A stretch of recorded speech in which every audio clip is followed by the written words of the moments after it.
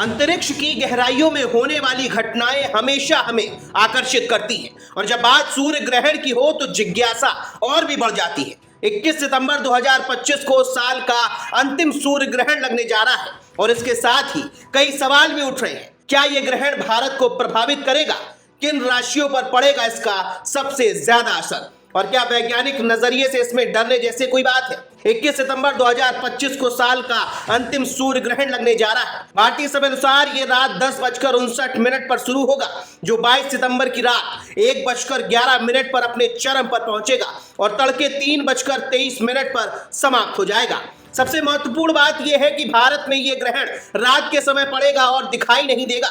इसी वजह से इसका भारत में कोई धार्मिक महत्व नहीं माना जाएगा और सूतक काल भी लागू नहीं होगा। यानी भारत के लिए यह ग्रहण पूरी तरह से सुरक्षित है। मंदिर खुले रहेंगे और लोगों को पूजा पाठ के दैनिक कार्यों में कोई व्यवधान नहीं आएगा। भारतीय परंपरा के अनुसार जब ग्रहण दिखाई ना दे तो उसका धार्मिक असर भी शून्य हो जाता है। हालांकि ज्योतिषीय दृष्टि से इस ग्रहण का कुछ राशियों पर प्रभाव देखने को मिल सकता है। यह ग्रहण सिंह राशि में लगने वाला है, तो सिंह और कुंभ राशि वालों पर इसका सबसे भारी असर पड़ सकता है। उनके दाम्पत्य जीवन में तनाव, मनमुटाव और स्थिरता बढ़ सकती है। रिश्तों को संभालने के लिए धैर्य और आपसी समझ की सबसे ज्यादा आवश्यकता होगी। मकर राशि के जातकों को इस अवधि में दुर्घटना का खतरा है। वाहन चलाते समय विशेष सतर्कता बरतनी चाहिए। साथ ही पेट संबंधी रोग, संक्रमण या पुरानी बीमारियों के उभरने की संभावनाएं भी बनी रहेंगी। वृषभ राशि वालों के लिए घर में चिंता और बेचैनी का माहौल रह सकता है। माता के स्वास्थ्य पर ग्रहण का नकारात्मक असर हो सकता है। मानसिक स्थिरता बढ़ने से आत्मिक शांति प्रभावित हो सकती है। तो वहीं कर्क राशि के जातकों को अचानक धन हानि का खतरा है।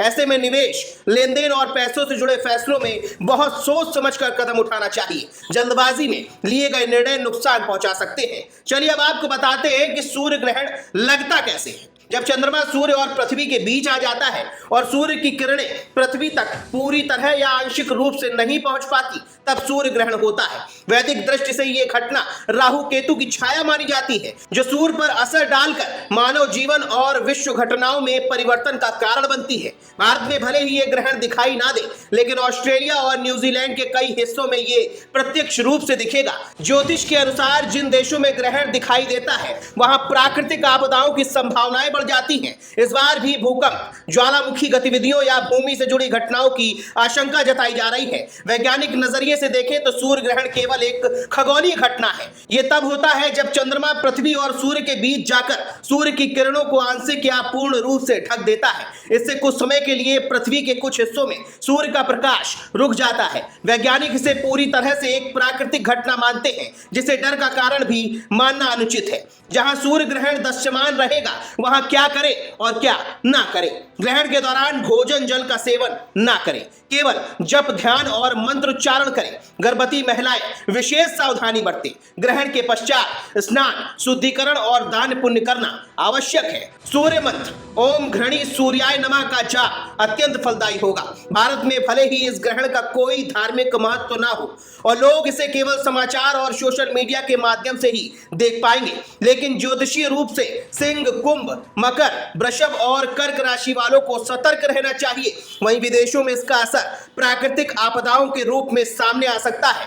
यह सूर्य ग्रहण भारत में दृश्य न होते हुए भी विश्व के ऊर्जा प्रभाव और राजनीतिक आर्थिक परिस्थितियों को तो प्रभावित करेगा ही, साथ ही राशियों के अनुसार यदि प्रत्येक व्यक्ति छोटे छोटे उपाय कर ले तो जीवन में संभावित नकारात्मकता कम होकर सकारात्मकता में बढ़ जाएगी। Bureau report, the leader Hindi.